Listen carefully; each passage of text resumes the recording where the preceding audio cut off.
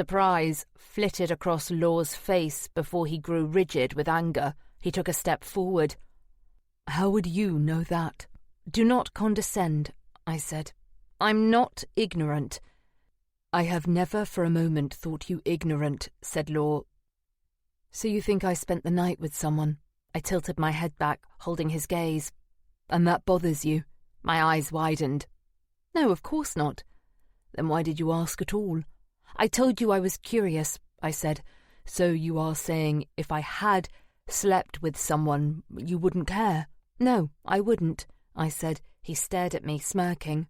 "I think you are a liar, Samara of Nat."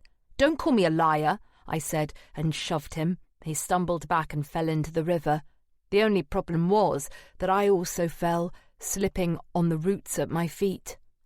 I was barely able to hold my breath as I hit the water. Law's arm fastened around my waist as he righted us and pushed us to the surface. I coughed and spit water from my mouth as it ran out of my nose before I smoothed my hands over my face and through my hair. I found Law standing over me, and I couldn't look away. I forgot how imposing he could be, but in this moment there was no denying it. He towered over me, his tunic stuck to every muscle and made me realize just how broad his shoulders were. I wanted to touch him. "You are most certainly a liar," he said, smoothing a strand of my hair behind my ear. I closed my eyes at his touch, but it was not out of fear. A different emotion shuddered through me, and I swallowed hard before I looked at him again. "Perhaps I am a liar," I said, "but what good comes from knowing the truth?" Law's finger trailed along my jaw to my chin. "I suppose that depends on how I feel about it." "And how do you feel?" He leaned close, his lips hovering so close to mine. "I like it," he said. "I like it very much." Then he kissed me. It was soft, a slow press of his lips against mine, and when he broke away, his forehead rested against mine. "And you?" he said, his voice a quiet whisper.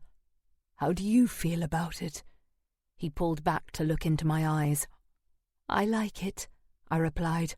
"I like it very much." Law smiled and offered a breathless laugh.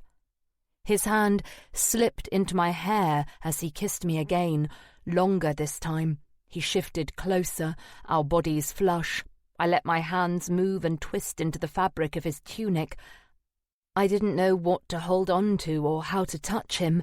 I hated that I was so aware of my inexperience when something this wonderful was happening, but I could not help feeling clumsy and awkward despite the heat surging through my body. I wondered if Law could tell, if he thought I was terrible at this. Then something changed, and Law's arm tightened around my waist. He pulled me closer than before. His body was hard, and I gasped at the feel of him. I thought I'd felt desire before, but it was nothing compared to this. My body suddenly felt heavy, and I was desperate to be touched in places only I had explored.